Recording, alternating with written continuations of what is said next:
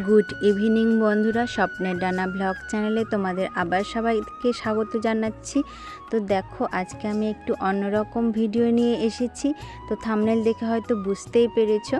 তো ভিডিওটি স্কিপ না করে দেখতে থাকো, আশা করছি তোমাদের ভালো লাগবে। আর ভালো লাগলে অবশ্যই লাইক কমেন্ট শেয়ার করবে। তো চলে যাচ্ছি। দেখো, এটা গঙ্গারামপুর মন্দির। তো শ্রী শ্রী অনুকূল ঠাকুরের মন্দির। তো তোমাদের মন্দিরটা আগে দেখাচ্ছি।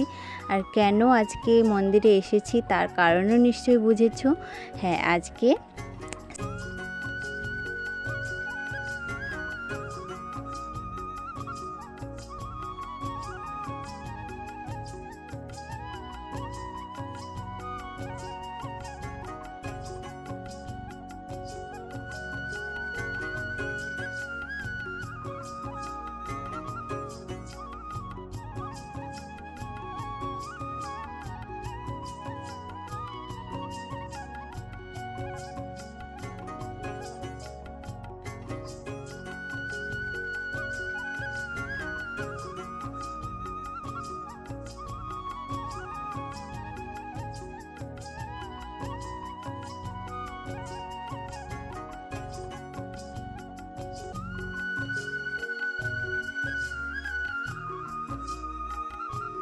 ছোটবেলা থেকে একটি প্রবাদ শুনে এসেছি মায়েদের মুখে, বড়দের মুখে, যে বলতে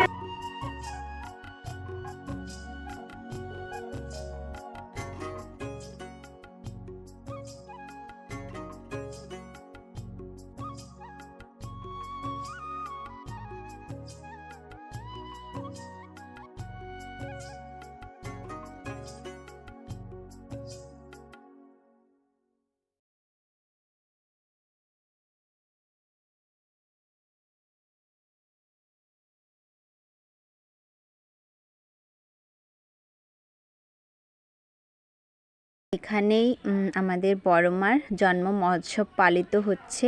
দেখো কি সুন্দর ফুল দিয়ে সাজিয়েছে চারিদিকটা। ফটোগুলোতে কত সুন্দর ফুল দিয়ে সাজিয়েছে, খুবই ভালো লাগছে। আর এখানে সৎসঙ্গ অনুষ্ঠিত হবে, তো তার জন্য অনেক গুরু ভাই, অনেক গুরু বোনরা সবাই এখানে এসে উপস্থিত হয়েছে, মায়েরা সবাই উপস্থিত হয়েছে। তো আমি কিছু ঠাকুরের কথা বলছি। ঠাকুর এখানে বলেছেন, ধনী হও ক্ষতি নাই, কিন্তু দীন এবং দাতা হও।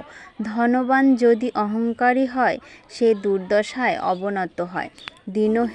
দীনতাহীন অহংকারী ধনী প্রায়ই অবিশ্বাসী হয়, আর তার হৃদয়ে স্বর্গের দ্বার খোলে না। অহংকারী ধনী মলিনতার দাস, তাই জ্ঞানকে উপেক্ষা করে। কত সুন্দর কথা বলেছেন আমাদের ঠাকুর।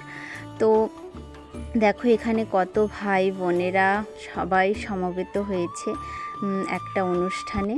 আমাদের শ্রী শ্রী বড়মার আজকে জন্ম মহোৎসব, তাই সবাই একত্রে মিলিত হয়েছে। তো খুবই আনন্দ লাগলো। তো দেখো, অনুষ্ঠান শেষ করে আমরা এখানে চলে এসেছি প্রসাদ গ্রহণ করতে। তো দেখো, কত গুরু ভাই গুরু বোনেরা এখানে বসে আছে প্রসাদ নেওয়ার আশায়। তো আজকের ভিডিওটি কেমন লাগলো অবশ্যই জানাবে।